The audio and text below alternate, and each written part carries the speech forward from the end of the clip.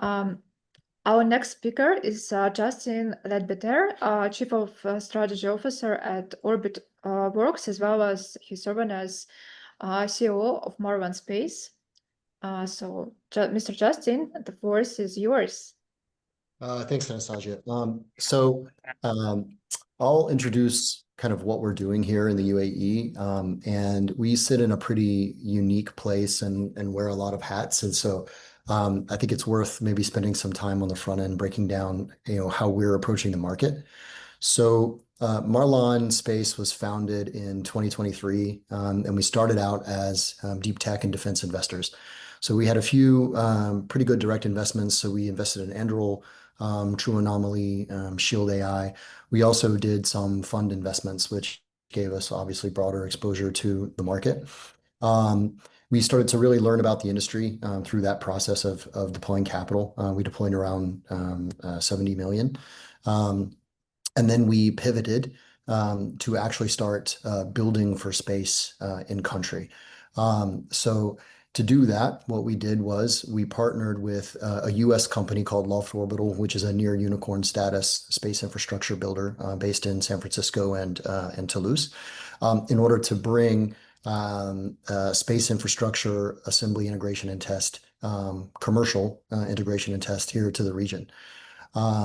There was no other company here in the region that was building satellites for commercial sale. There are lots of folks that were working with other partners to integrate satellites to sell downstream services or otherwise for themselves and for their governments, but no space infrastructure builder and exporter here trying to address demand in the GCC and then in emerging markets, which is what we're doing at Orbitworks.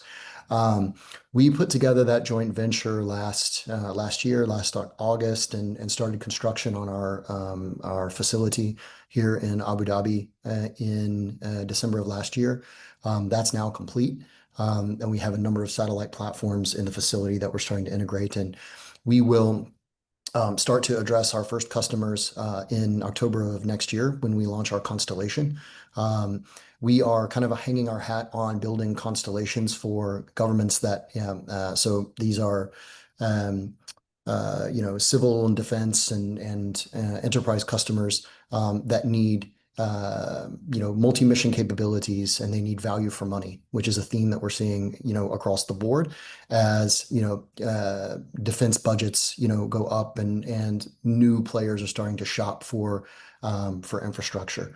And so Orbitworks was put together in order to build constellations that can address that demand. And our first constellation is called Altair, and it's an Earth observation constellation with a range of sensors on board. That can be either, where you can either purchase the infrastructure outright, or you can purchase dedicated sensors that you can then operate, which lends itself well to the agendas of a lot of governments around capacity building. We hear it over and over and over again as operators that it's not enough to sell a country, an emerging market, a satellite. They want to learn how to operate these things. They want to learn how to build these things. They want to onshore their supply chain as much as possible. And we're looking to be a part of that story with Orbitworks. So that's kind of one, that's our first joint venture. We're looking at a number of others, specifically in laser optical, in ground to orbit optical, and in space optical. And then we're looking at a bit of the compute in space plays as well as Marlan. Orbitworks is kind of the centerpiece of our strategy, because we have an AIT facility that can do a lot of different things, that can produce a lot of different products for a lot of different use cases. And so it allows Marlan to then utilize that asset to address all sorts of demand and use cases. Beyond that, Marlan is we're building a platform where partners can come into the UAE and build rapidly. Like I said, we put together our factory in about 10 months, which is relatively quick, I would say, for the industry. And we now have a playbook that we can use to help bring companies over under our umbrella. So that's something that we're looking to do. Beyond that, we've also partnered with a US fund manager called Cortado Ventures to start a new fund called Frontier Fund that will do space and space adjacent investments. And we have some other fund platforms that we're spinning up as well. So we sit in kind of a unique place where we get to see kind of everything that's happening kind of in the industry. And then as operators, we get to kind of experience the things that may get told to VCs, in slide decks alone. We get to experience them firsthand and see what it's like on the ground. So very, very privileged position where we sit. Thank you so much. And just like sensitive question right now, like from us, are you going to invest mostly like in US, like based startups, or you will be geographically agnostic? So Frontier Fund, the new fund that we have partnered with a US manager on, we will invest in companies that we think are going to drive return for that portfolio. So, if that's US, then it's US. I think US is the most obvious market. You have the best exit opportunities, as Fahad was saying. So that's where we expect that we'll achieve, significant IRR. But Marlan's mandate is to generate return. So while we are looking to align what we do with UAE strategy as we understand it as much as possible, ultimately we are a commercial endeavor. And so, we're looking across the board. So if we see good startups in the US, if we see good startups in Europe, if we see good startups in the UAE, we'll invest in those.